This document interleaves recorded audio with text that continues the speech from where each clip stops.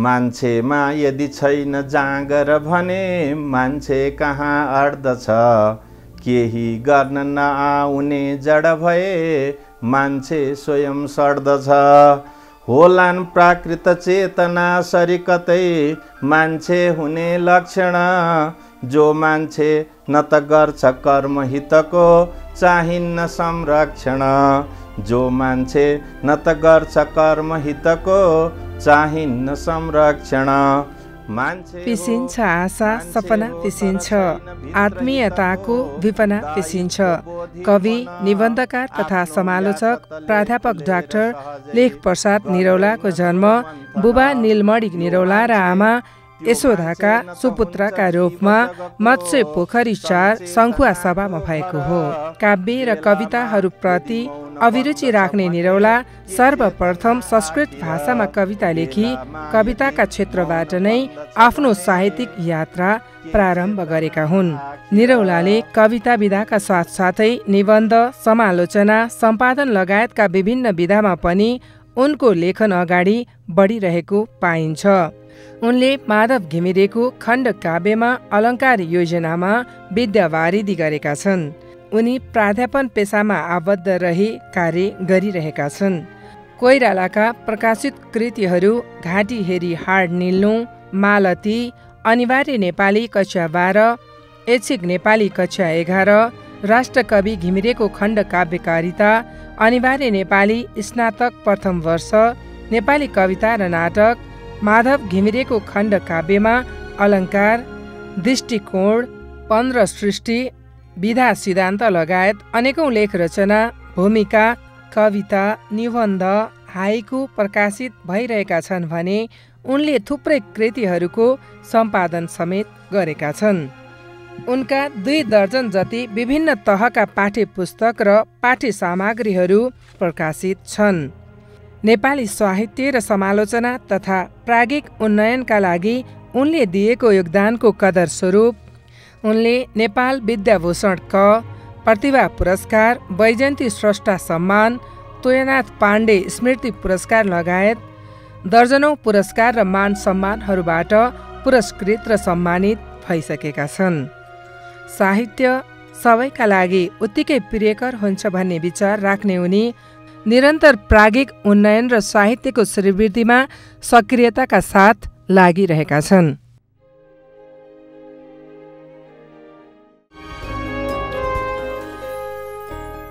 लेख्यौ काव्य समालोचना रम्यौ साहित्य आँगनीमा। लेख्यौ काव्य समालोचना रम्यौ साहित्य आँगनीमा। शिक्षाको उज्यालो बाँड्दै अघि बढ्यौ लेखनीमा। शिक्षाको उज्यालो बाँड्दै अघि बढ्यौ लेखनीमा। नमस्कार, एबी न्युज खबरको साहित्यिक कार्यक्रम स्रष्टा र साहित्यमा यहाँहरूलाई हार्दिक स्वागत छ। म भगवती बस्नेत। साप्ताहिक कार्यक्रम स्रष्टा र साहित्यमा हामी नेपाली भाषा, साहित्य, कला र संस्कृतिको क्षेत्रसँग सम्बन्धित एकजना स्रष्टासँग भेटवार्ता गर्ने गर्छौँ। आजको भेटवार्ताका लागि हामीसँग हुनुहुन्छ साहित्यकार प्राध्यापक डाक्टर लेखप्रसाद निरौला। यहाँलाई कार्यक्रममा हार्दिक स्वागत छ। धन्यवाद छ। यहाँ चाहिँ कवि, निबन्धकार, अझै भनौँ समालोचक हुनुहुन्छ। यहाँको साहित्यिक यात्राबारे केही बताइदिनुहोस् न। मेरो साहित्यिक यात्रा बाल्यकालदेखि नै अनुभूतिमा थियो। बिस्तारै उच्च शिक्षाका क्रममा त्यो प्रस्फुटन हुन थाल्यो। बिस्तारै विभिन्न परिवेशमा कविताका माध्यमबाट मेरो साहित्यिक यात्रा सुरु भयो र त्यो कवि भनेको एउटा अनुभूति गर्ने र अनुभूति गरेका विषयवस्तुलाई बाहिर ल्याउने स्रष्टा हुँदो रहेछ र ती अनुभूतिहरूलाई बिस्तारै मैले पनि बाहिर ल्याउन थालेँ र उच्च शिक्षाकै क्रममा मेरा कविताहरू सार्वजनिक हुन थाले र आजसम्म पनि म कविता लेखिरहेको छु र यसलाई अवधिका रूपमा मान्ने हो भनेदेखि उच्च शिक्षा जतिखेर हामी लिइरहेका थियौँ त्यतिखेर भित्ते पत्रिका लेखन हुन्थ्यो। भित्ते पत्रिकामा कविताहरू छापिन्थे र बिस्तारै पत्रपत्रिकामा प्रकाशित हुन थाल्थे र त्यही क्रममा मेरा कविताहरू पनि 50 को दशकदेखि देखा परेका हुन्। 50 को दशकदेखि चाहिँ यहाँको बाहिरी रूपमा प्रस्तुत भयो। पहिलोचोटि कविता लेख्दाको अनुभूति, पहिलोचोटि चाहिँ के विषयमा यहाँले कविता लेख्नु भएको थियो? सामान्यतया मानिसले कविता लेख्ने भनेपछि नेपालका सिकारुले कविता लेख्दाखेरि विशेष गरी हिमालका कुरा, पहाडका कुरा, डाँफे र मुनालका कुरा, नदीका कुरा यिनै लेखिँदो रहेछ। त्यस्तै बिस्तारै आमाका विषयमा, बुवाका विषयमा, साथीका विषयमा यिनै विषय बाल्यकालीन समयमा लेखिने कविताहरू थिए र बिस्तारै त्योभन्दा अलिक पछि हुँदै गइसकेपछि कवितामा एक खालको आफूमा जसरी आत्मविश्वास चाहिन्छ, कविताका विषयवस्तु पनि त्यस्तै बन्न थाले र कविता अहिलेसम्म पनि म लेखिरहेकै छु। प्रारम्भिक अवस्था त्यही नै थियो। राष्ट्रकवि माधवप्रसाद घिमिरेको बारेमा चाहिँ खण्डकाव्यकारिताको बारेमा विद्यावारिधि गर्नुभएको छ। एउटा यहाँको लेखन यात्रा कविताबाट सुरु भयो र यहाँले चाहिँ माधवप्रसाद घिमिरेको खण्डकाव्यकारितामा चाहिँ पिएचडी अथवा विद्यावारिधि गर्नुभयो। तपाईँलाई त्यसमा विद्यावारिधि गर्ने सोच कसरी पहिला आयो? म शैक्षिक दृष्टिकोणले संस्कृत पृष्ठभूमिबाट आएको विद्यार्थी थिएँ र संस्कृत साहित्य मैले पढेको थिएँ। संस्कृतमा मैले स्नातकोत्तर अर्थात् आचार्य गरिसकेको थिएँ र सँगसँगै नेपालीमा पनि मैले एमए स्नातकोत्तर गरिरहेको थिएँ र यता एजुकेसनतिर पनि शिक्षातिर पनि पढ्दै थिएँ र मैले तीनटा विधा यता संस्कृत अनि नेपाली र शिक्षा तीनटैलाई पढिरहँदाखेरि मलाई बाल्यकालदेखि जुन किसिमको कविता लेखनको त्यो अनुभूति थियो, त्यो मलाई छुने खालका कविताहरू जुन बाल्यकालमा म सुन्थेँ, ती कविताका स्रष्टाका बारेमा केही गर्न पाए हुन्थ्यो भन्ने मलाई लाग्यो। लागिसकेपछि संस्कृतको धारलाई पनि समेट्न सकिने, नेपाली धारलाई पनि समेट्न सकिने, यो दुईटैलाई समन्वय गर्ने एउटा आदर्श स्रष्टाको खोजीमा थिएँ। अब लेखनाथका बारेमा धेरै विद्यावारिधि भइरहेकै थिए, वासुदेव त्रिपाठी सरले नि गरिसक्नु भएको थियो। अनि समको बारेमा गर्दा पद्यात्मकताको मात्रा कम थियो र अब मैले के सोचेँ भने अब म माधव घिमिरेका बारेमा गर्छु भनेर म लागेँ र त्यसमा मैले अलङ्कार विधानमा गरेको हुँ। माधव घिमिरेका 9वटा खण्डकाव्यमा अलङ्कारको खोजी गर्ने काम मैले गरेँ। अलङ्कार भनेको साहित्यमा सौन्दर्यलाई बाहिर ल्याउने एउटा तत्त्व हो र त्यो तत्त्वको खोजी माधव घिमिरेका 9वटा काव्यमा कहाँ कहाँ कुन कुन तत्त्वले ती सौन्दर्य बाहिर आएर एकजना लमजुङमा जन्मिएका स्रष्टाले राष्ट्रकविको उपाधि पाउन्जेलसम्मको यो यात्रामा खास योगदान दिने तत्त्व के हो भनेर पत्ता लगाउँदा त्यो अलङ्कार रहेछ भन्ने मेरो एउटा अठोट रहेर मैले त्यही सोचका साथ शोध प्रबन्ध तयार पारेँ र म अहिले पनि मेरा शोध प्रबन्धका निर्देशक प्राज्ञ केशव प्रसाद उपाध्यायज्यूलाई सम्झिरहन्छु। मेरा दुईजना गुरुहरू हुनुहुन्थ्यो त्यसपछिका, जसले मदन पुरस्कार पनि पाउनुभयो धृतराष्ट्रमा घनश्याम कणेल हुनुहुन्थ्यो र प्राध्यापक निलमणि ढुङ्गाना। उहाँहरूको निर्देशनमा, उहाँहरूको सहयोगमा मैले 2063 सालमा विद्यावारिधि उपाधि लिएको हुँ। भनौँ न माधवप्रसाद घिमिरेलाई चाहिँ एकदम राम्रोसँग पढ्नुभयो। उहाँभित्रका भनौँ भित्र रहेका कवित्व, उहाँभित्र भनौँ न उहाँले प्रयोग गर्नुभएका छन्द अलङ्कारहरू, त्यहाँ भएका बिम्बहरूलाई चाहिँ यहाँले राम्रोसँग केलाउनु भएको छ।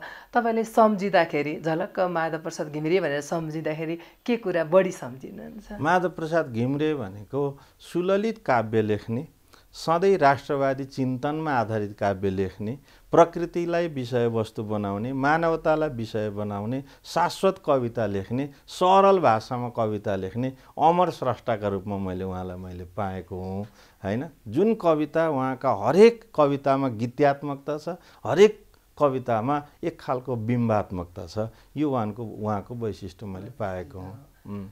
यहाँले चाहिँ भनौँ न कवि, साहित्यकार, समालोचक पनि हुनुहुन्छ, अझै निबन्ध पनि लेख्नुहुन्छ। यहाँले घाँटी हेरी हाड निल्नु निबन्ध लेख्नु भएको छ। त्यो शीर्षकले नै कति कुरा त बताउँछ हैन। त्यसमा चाहिँ कस्ता कस्ता खालका निबन्ध? वास्तवमा म थोरै पनि के चाहन्छु भने समाजमा यदि विकृति विसङ्गति छन् भने त्यो अन्त्य हुनै पर्छ र विकृति विसङ्गतिलाई सधैँ आत्मसात गर्नु जरुरी छैन। कहिलेकाहीँ हामीलाई यो घाँटी हेरी हाड निल्नु भन्ने जुन उखान छ त्यो भनाइको मेरो त्यहाँ विपरीत अर्थ छ। मैले त्यहाँ प्रश्नवाचक चिन्ह दिएको छु। के घाँटी हेरी हाड निल्ने? हामी सधैँ त्यो हड्डीलाई हेरेर घाँटीलाई हेरेर हड्डी निल्ने काम गर्ने होइन क्या। त्यसको आवश्यकता अनुसार हड्डी घाँटीको मात्रालाई बढाउन सक्नुपर्छ क्या। आवश्यकता अनुसार त्यो हिम्मतिलो काम गरेर देखाउन सक्नुपर्छ। घाँटी हेरेर हड्डी निल्नु होइन, त्यो हड्डी हेरेर त्यो हैसियत बनाउन सक्नुपर्छ। हड्डी ठुलो छ भने घाँटी पनि ठुलो बनाउन सक्नुपर्छ। यदि जोखिम लिनुपर्छ जीवनमा भने लिनुपर्छ, सङ्घर्ष गर्नुपर्छ भने गर्नुपर्छ र होइन यो अप्ठ्यारो छ भनेर मेरो घाँटी यत्रै छ म यत्रो काम गर्न सक्दिनँ भन्ने त्यो मानसिकताबाट मुक्त हुनुपर्छ समाज भनेर त्यो चिन्तन चाहिँ एउटा व्यङ्ग्यात्मक रूपमा एकदम व्यङ्ग्यात्मक हो। जस्तो भयो नि अब त्यो घाँटी हेरी हाड लिनु भन्दाखेरि चाहिँ कस्तो हुन्छ भने त्यो सीमिततामा बस्नु होइन, त्योभन्दा बढीको आकाङ्क्षा नराख्नु, प्रगति हुँदै भएन। त्यसको विपरीत तपाईँले चाहिँ आँटेर लेख्नुभयो। महाकाव्य पनि लेख्नु भएको छ, आरोहण महाकाव्य। त्यो बेलाका भनौँ न तपाईँले त्यो महाकाव्य लेख्न थाल्दाखेरि त्यसको विषयवस्तुहरू कसरी? यहाँले भनेको म एक्लै लेखेको होइन, यो एउटा नेपाली साहित्यमा केही नयाँ काम गरौँ भन्ने चिन्तनकै प्रेरणास्वरूप आएको हो। त्यो म एक्लैले लेखेको महाकाव्य होइन। नेपाली साहित्यमा अहिलेसम्म संयुक्त रूपमा 13 जना मिलेर लेखिएको महाकाव्य छैन।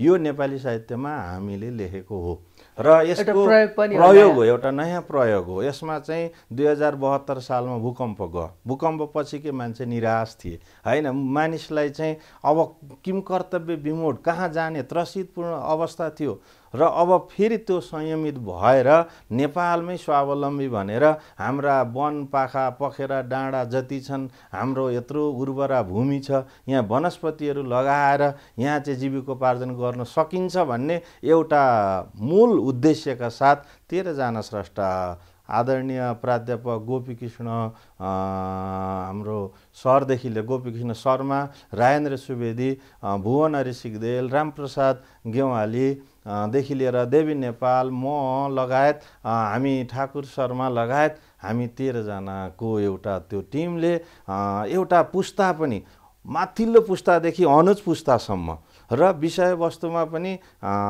त्यो नेपालको बृहत्तर क्षमतावान बर्मेली इतिहासदेखि त्यो बर्मा गरेका बहादुरीदेखि लिएर यहाँसम्मको त्यो विषयवस्तुलाई समेटेर उत्प्रेरणा जगाउने किसिमले नयाँ प्रयोग हो। यहाँले पाठकहरूले धेरै रुचाएको महाकाव्यमा पर्छ। त्यो 13 जना मिलेर कस्तो महाकाव्य लेखेछन् त आरोहण भनेर म यहाँ देखाइदिन पनि सक्छु। सायद यहीँ छ हामीसँग, यो महाकाव्य हो। यो महाकाव्य हेर्नुहोस्, यो महाकाव्य त्रयोदश 13 जनाले लेखेको र यसमा हाम्रो जे होस् टिमको राम्रो सफलता पनि छ जस्तो लाग्छ। सहलेखनको फाइदा चाहिँ के रहेछ? सहलेखनका फाइदा जति छन् त्यति नै अप्ठ्यारा चुनौतीहरू पनि छन्। किनभने महाकाव्यमा विषयवस्तुको अनुक्रम मिल्नुपर्छ। महाकाव्यमा कुन खालको पात्र छनौट गरिएको छ होइन, धीरोदात्त छ कि धीरललित छ कि प्रशान्त छ कि, त्यो महाकाव्यको नायकले काहीँ दुःख पाउने भयो फेरि फरक खालको अभिव्यक्ति हुन्छ कि, नायिकामा फरक खालको फरक स्रष्टाले फरक तरिकाले व्याख्या गर्ने हो कि प्रस्तुति गर्ने, यी सारा चुनौती हुन्छन्। श्रृङ्खला भङ्ग हुन सक्छ, त्यसलाई समन्वय गरेर लेख्न बडो चुनौती हो। बरु स्वतन्त्र ढङ्गबाट महाकाव्य लेख्दा आफ्नो प्रभावमा मानिस गयो होइन, तर 13 जनाले विषयवस्तुलाई समन्वय गरेर महाकाव्यको आकारलाई दिएर बाहिर लिएर आउन त एकदमै चुनौतीपूर्ण काम हुँदो रहेछ र यो हाम्रो टिम साथीहरू सबै मिलेर त्यसलाई एकरूपता दिने प्रयास गरेका छौँ। त्यति गर्दा पनि एकदमै निर्छेद छुट्याउने मान्छेले छुट्याउला, होइन भने कुन सर्ग कसले कुन स्रष्टाको भनेर छुट्याउन गाह्रो पर्छ।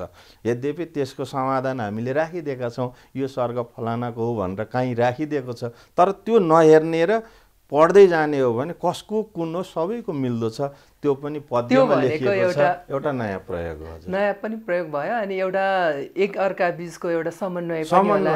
कहाँदेखि कुन विषय कसले उठान गर्ने, कसले कहाँनेरि गएर अन्त्य गर्ने हैन, अनि कसरी गर्ने भन्ने कुरा त्यो एउटा आपसी सम्बन्धमा पनि त्यसमा फरक पर्छ होला। यो नेपाली साहित्य त हामी कस्तो भने साहित्यकार एक अर्कालाई विश्वास नगर्ने, साहित्यकार आपसमा चाहिँ मतभेदमा राख्ने र समन्वय। यो मोती मण्डली पछि मोतीराम भट्टका पालामा यसरी संयुक्त लेखनको जुन शैली थियो, आज हेर्नु न एउटा साहित्यकार पूर्व फर्केको छ, अर्को पश्चिम छ, त्यसलाई पनि देखाउने किसिमबाट यहाँ कोही पूर्व फर्केको पनि छैन, कोही पश्चिम फर्केको पनि छैन, एउटा उमेरका दृष्टिकोणले पनि माथिल्लोदेखि तलकोसम्म विषयवस्तु पनि त्यही किसिमको समन्वय, यो प्रयास गरिएको छ र एउटा राम्रो प्रयास सन्देश दिन खोजेको हो कि हामी सामूहिकतामा काम गरेर हेरौँ न कति राम्रो साहित्यहरू आउँदो रहेछ भने एउटा उदाहरण।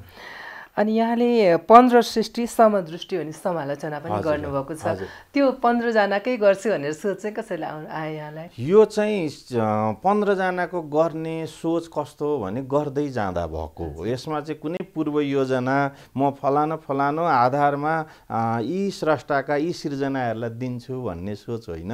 त्यो चाहिँ गर्दै जाँदाखेरि र त्यसमा पनि यहाँले हेरिदिनु भयो भने प्राचीनदेखि भर्खरै नयाँसम्मका स्रष्टाहरूलाई त्यहाँनिर राखिदिएको छ, राखेको र त्यहाँ उहाँहरूका कृतिहरूको विवेचना गरेको अवस्था छ। यहाँले समालोचना गर्नुहुन्छ अनि सृजना पनि गर्नुहुन्छ। सृजना भनेको त अब आफ्नै रचना भयो, समालोचना भनेको अरू लेखेकामा चाहिँ त्यसमा चाहिँ अब आलोचना पनि गर्नु पर्यो, त्यहाँ भएका कमी कमजोरी पनि औँलाउनु पर्यो। समालोचना गर्न सजिलो कि सृजना गर्न? दुईटाका आफ्ना आफ्नै विशेषता हुन्छन्, आफ्ना आफ्नै पृष्ठभूमि र धरातल हुन्छ र जब मान्छे दुईटाको समन्वय गर्न सक्यो भने न्याय हुन्छ। स्रष्टा स्वयं छ र उसले समालोचना गर्छ भने स्रष्टाका के कमजोरी हुँदो रहेछन् उसलाई पनि थाहा हुन्छ। त्यसो हुँदाखेरि समालोचना गर्नेले सिर्जना गर्नुपर्छ, सिर्जना गर्नेले समालोचना, किनभने सैद्धान्तिक ज्ञान भयो भने त्यो सिर्जना पनि राम्रो हुन्छ हैन। सिर्जना गर्नेले सैद्धान्तिक ज्ञान पनि राख्नुपर्छ। त्यसो हुँदाखेरि समालोचनामा सिर्जना सम्बन्धी त्यो विविध पक्षहरूको ज्ञान चाहिन्छ, तर पनि त्यति भन्दै पनि सिर्जना भनेको त्यो शाश्वत र अमर हुन्छ र त्यो पहिलो प्राथमिक स्रोत हो र समालोचना भनेको द्वितीयक स्रोत हो। सिर्जना नभइकन हामी समालोचना गर्न सक्दैनौँ। सिर्जनाका आधारमा समालोचनाका सिद्धान्तहरू पनि बरु परिवर्तन हुन्छन्, तर स्रष्टाका अनुभूतिहरू समालोचनाका आधारमा परिवर्तन हुँदैनन्। त्यसो हुँदा भित्री गहिराईका दृष्टिकोणले हेर्ने हो भने सिर्जना अझ जटिल हो र होइन, तर प्राज्ञिकता र बौद्धिकताका दृष्टिकोणले हेर्ने हो भने समालोचना त्यो सिर्जनाभन्दा कयौँ गुणा अप्ठ्यारो हो, किनभने धेरै ग्रन्थ पढ्नुपर्छ। ग्रन्थ पनि पढ्नु पर्यो अनि त्यसपछि त्यहाँ भएका कुराहरूलाई र त्यहाँ भएका राम्रा पक्ष र नराम्रा पक्ष दुवै देखाउनु पर्यो नि त। त्यो चाहिँ द्रष्टा स्रष्टा दुवै बन्नु पर्यो। एकदम पुरै द्रष्टा र स्रष्टा बन्नुपर्छ र यति बौद्धिकता चाहिन्छ कि अरूले लेखेका अरूका अनुभूतिहरूलाई यो ठिक र यो बेठिक भन्ने त्यो निर्णायक ठाउँमा बसेर आफूले जब निर्णय गरिरहन्छ भने त्यो न्याय दिन सक्ने क्षमताका आधारमा चाहिँ हामीले समालोचना गर्नुपर्ने हुन्छ। त्यसमा त समालोचना जटिल काम हो। अनुभूति नहुँदाखेरि पनि प्राज्ञिकताका आधारमा समालोचना गर्न सकिन्छ। सिर्जना चाहिँ नितान्त अनुभूति चाहिन्छ, विषयवस्तु चाहिन्छ, बिना विषयवस्तु हुनै सक्दैन। नेपाली साहित्यमा नेसा प्रस सिलगढीको चाहिँ यहाँले लघु अनुसन्धान पनि गर्नुभएको थियो, त्यो बेलाको थोरै अनुभूति बताइदिनुहोस् न। कति मिठो कुरा गर्नुभयो। यो नेपाली साहित्यमा हामी भन्छौँ नेपालको मात्रै योगदानले नेपाली साहित्यको विकास भइरहेको होइन। नेपाली साहित्यमा योगदान दिनका लागि नेपाल लगायत अन्य मुलुकमा बसोबास गर्ने विभिन्न स्रष्टाहरूको भूमिका छ। नेपाली भाषालाई माया गर्ने सङ्ख्या यति धेरै हुनुहुन्छ र त्यो प्रारम्भिक समय प्राचीन कालदेखि नै हामी देख्छौँ। कयौँ कुरा चाहिँ सायद भारतखण्ड वर्ष भन्छौँ हामी, यो भारत र नेपालसँगको सांस्कृतिक सम्बन्धका कारणले पनि होला अथवा विद्या ज्ञानका दृष्टिकोणले पनि हुन सक्ला, त्यतिखेर विश्वविद्यालयहरू त्यता बढी भएको हुनाले पनि हुन सक्ला कि नेपालीहरू भारतसँग सम्बन्धित, अनि त्यहाँ बसोबास गर्ने नेपालीले पनि नेपाली भाषालाई माया गर्ने। त्यो पृष्ठभूमिमा जब म स्नातकोत्तर गर्दै थिएँ, स्नातकोत्तर गरिरहँदाखेरि मदन पुरस्कारमा त्यतिखेर कमलमणि दीक्षितजी हुनुहुन्थ्यो जस्तो लाग्छ मलाई। उहाँले एउटा पुरस्कार सहित शोधवृत्ति सहितको एउटा सूचना त्रिभुवन विश्वविद्यालयमा नेपाली केन्द्रीय विभागमा पठाउनु भएको रहेछ। त्यतिखेर विभाग अध्यक्ष विभागीय प्रमुख प्राध्यापक डाक्टर गुरु वासुदेव त्रिपाठी गुरु हुनुहुन्थ्यो। उहाँले सूचना निकाल्नुभयो र उहाँले मलाई व्यक्तिगत रूपमा तपाईँले यो काम गरिदिनु भयो हुन्थ्यो भन्नुभयो। के हो गुरुदेव भने, के हो सर भने, उहाँले चाहिँ यो नेपाली साहित्य प्रचार समिति सिलगढी भारतमा छ, यो चाहिँ पूर्वी नेपालको काँकडभिट्टाभन्दा पारिपट्टिको सिलगढी क्षेत्रमा एउटा यस्तो राम्रो संस्था छ जुन संस्थाले भारत वा नेपालका विभिन्न क्षेत्रमा नेपाली भाषा प्रचार गराउनका लागि विभिन्न तहका परीक्षाहरू लिने अध्ययन गराउने काम गर्दो रहेछ। र त्यो एउटा खोजी गरेँ र मलाई लाग्यो कि यस्ता संस्थाहरूले नेपाली भाषाको विकासमा योगदान दिएका छन्। यही नै मेरो त्यो उद्देश्य थियो र त्यो अन्तर्गत त्यो लघु भनौँ शोधपत्र तयार पारिएको थियो।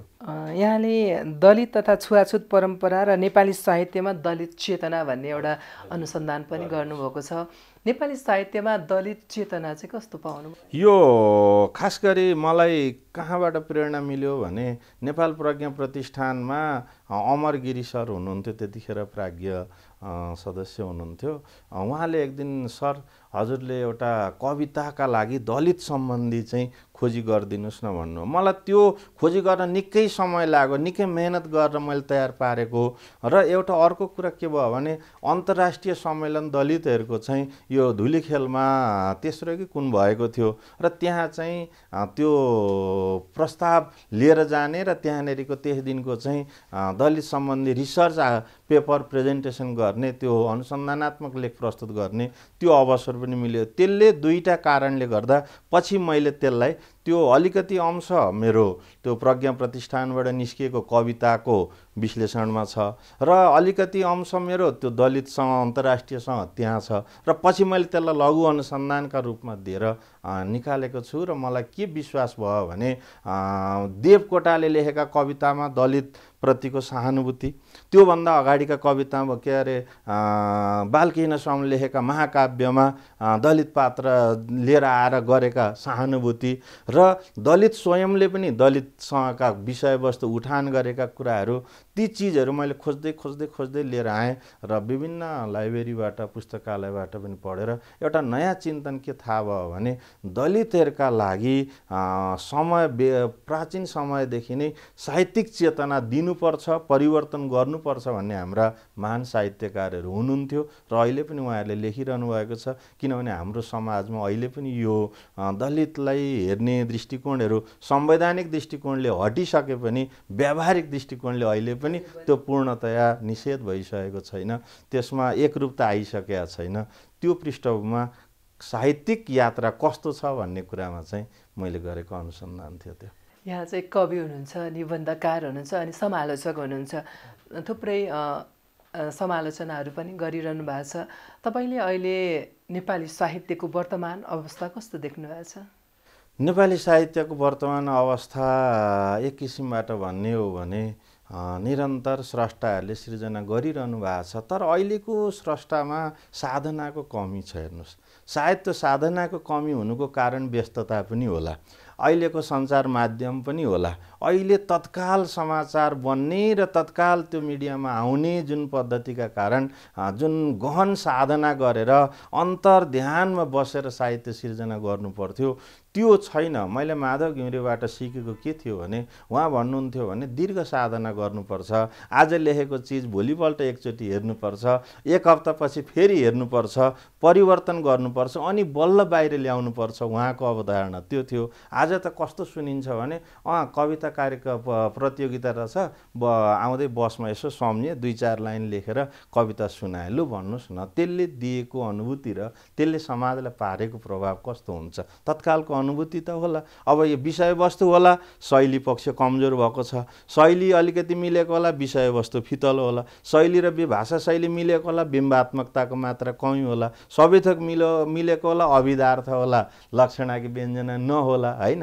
यी सबै चुनौती हुन्छन्। त्यसमा त म त के भन्छु भने वर्तमान साहित्य कविताका क्षेत्रमा कमजोर छ एक किसिमले, गजलका क्षेत्रमा केही बढ्दै गएको छ, मुक्तकहरू केही आइरहेका छन्, तर राम्रा अत्यन्त कवितात्मक आयतन हुने खालका लघु कविताहरूमा चाहिँ अलिक फितलोपनै देखिन थालेको छ। आख्यानको क्षेत्रमा अलिक राम्रो छ, अहिले आख्यान उपन्यासहरू राम्रो आउन थालेका छन्। नाटकको क्षेत्र अलिक कम भइरहेको छ र यही नै अहिलेको वर्तमान साहित्यको अवस्था। यहाँ चाहिँ प्राध्यापन गर्नुहुन्छ, नेपालको शिक्षा नीति कतिको हाम्रो व्यवहारमा कतिको लागू हुने खालको छ? अहिले समय सापेक्ष शिक्षा नीतिहरू चाहिँ केही लागू भएको देखिन्छ निश्चय पनि, किनभने भर्खरै मात्र हामीले देख्यौँ, म स्वयं पनि राष्ट्रिय पाठ्यक्रम विकास तथा मूल्याङ्कन परिषद नेपाल सरकारभित्र संस्कृत विश्वविद्यालयको तर्फबाट प्रतिनिधि पाठ्यक्रम प्रमुखको हैसियतले छु नि त्यहाँ, र त्यहाँ 1 देखि 12 सम्मको एउटा विद्यालय स्तरीय शिक्षा त्यतातिरको पाटो हेर्ने हो भने नयाँ पाठ्यक्रम आइसकेको छ र नयाँ पाठ्यक्रमले संविधानले अपेक्षा गरेका जे जति चिन्तनहरू छन् त्यसलाई लगभग सम्बोधन गर्ने किसिमबाट आएका छन्। अब जहाँसम्म विश्वविद्यालयको कुरा गर्नुहुन्छ भने म नेपाल संस्कृत विश्वविद्यालयको पाठ्यक्रमै हेर्छु, त्यहाँ हेर्दाखेरि हामीले पनि परिवर्तन गरेका छौँ र त्रिभुवन विश्वविद्यालयको पनि नेपाली विषयको कुरा गर्ने हो भने भर्खरै पनि सबैले स्नातकोत्तर पढ्न पाउने भन्ने किसिमको सूचना मैले देखेको छु। भनेपछि पक्कै चेतना छ, तर यति हुँदाहुँदै पनि हाम्रो जनशक्ति नेपालमा अब बसिरहेको छैन। विडम्बनाको विषय त्यो हो। 12 कक्षा सक्दा नसक्दै हाम्रा सन्ततिहरू क्रमशः विदेश पलायन भइरहेका छन् र त्यसलाई सम्बोधन गर्ने खालका प्राविधिक र व्यावसायिक शिक्षा र हाम्रा गाउँ-गाउँमा तालिम दिने खालका, गाउँमा विकास गर्ने खालका त्यस किसिमको शिक्षा चाहिँ नेपालमा अझै खाँचो छ। त्यो चिज त्यो नभएको देख्दा चाहिँ दुःख लाग्छ। मैले सुनिरहेको छु सिभिल इन्जिनियरिङको खुल्यो अरे विद्यार्थी पुगिरहेको छैन। हिजोका दिनमा इन्जिनियरिङमा विद्यार्थी मारामार हुन्थे, आज त्यही घटिरहेछ भनिसकेपछि शिक्षा नीति जे भए पनि व्यावहारिकताले त्यति सन्तोष गर्ने अवस्था छैन। त्यसको लागि अब सरकारले, सम्बन्धित निकायले के गर्नु पर्ला जस्तो लाग्छ? सरकारले, म त के भन्छु भने धेरै विश्वविद्यालय खोलेर, अब म त सुन्छु मिडियामा कहिलेकाहीँ यहाँ पनि खुल्दैछ अरे, त्यो विश्वविद्यालय खुल्दैछ अरे, धेरै विश्वविद्यालय खोलेर विकास हुने होइन। यस्तो खालको एउटा नीति योजना चाहियो कि हामीलाई यो ठाउँमा यस्तो खालको जनशक्ति चाहिएको छ, यो जनशक्तिका लागि यस किसिमको शिक्षा दिन सक्ने विश्वविद्यालय चाहिएको छ र त्यसका लागि यति विद्यार्थी खपत हुन्छन्, त्यति विद्यार्थी हामी उत्पादन गरौँ भन्ने त्यो योजना खै मलाई यो उमेर भए मैले त्यो त्यति धेरै कार्यान्वयनमा आएको मैले देखेको छैन। आवश्यकता पर्यो कहिले एजुकेसन बढी पढाइ भएको छ, कहिले मानविकीतिर, कहिले वाणिज्यतिर भनौँ न, यो खालको कहिले प्रविधितिर चाहिने के हो त हाम्रो नेपालको जनशक्तिलाई चाहिने कस्तो कस्तो शिक्षा हो त्यही मात्रै पढाउँ न त। त्यति पढाइयो भनेदेखि त हाम्रो जनशक्ति बाहिर जाँदैन, देश पनि विकास हुन्छ।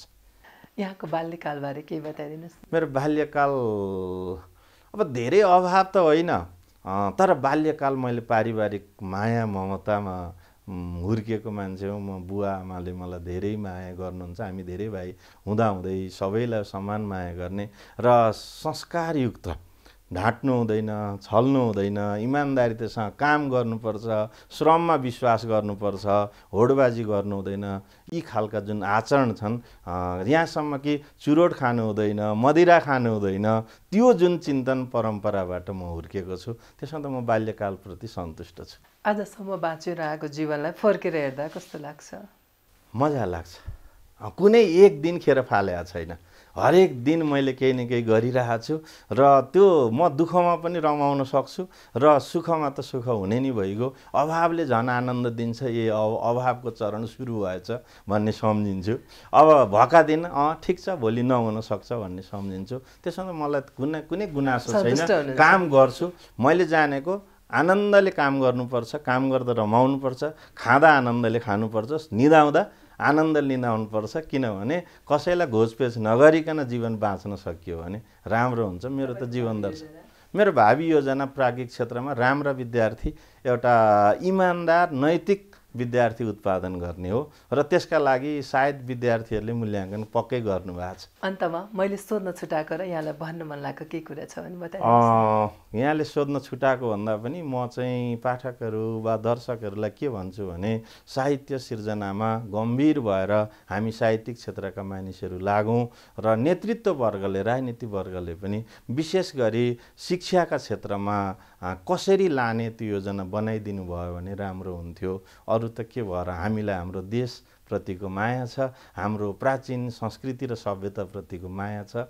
त्यो सबैले माया ममता बाँडौँ, आपसमा फुटमा नपरिकन जुटमा बसौँ। यही नै मेरो यहाँ भन्नुपर्ने कुरा, छुटेको कुरा यही नै हो। यहाँको यो अमूल्य समय र विचारका लागि हार्दिक धन्यवाद। हजुर, धन्यवाद। कार्यक्रम स्रष्टा र साहित्यको आजको निर्धारित समय सकिसकेको छ। अर्को हप्ता पुनः एकजना स्रष्टासँग उपस्थित हुनेछौँ। खबरभित्रको खबरको लागि हेर्दै रहनुहोला एभी न्युज खबर। नमस्कार।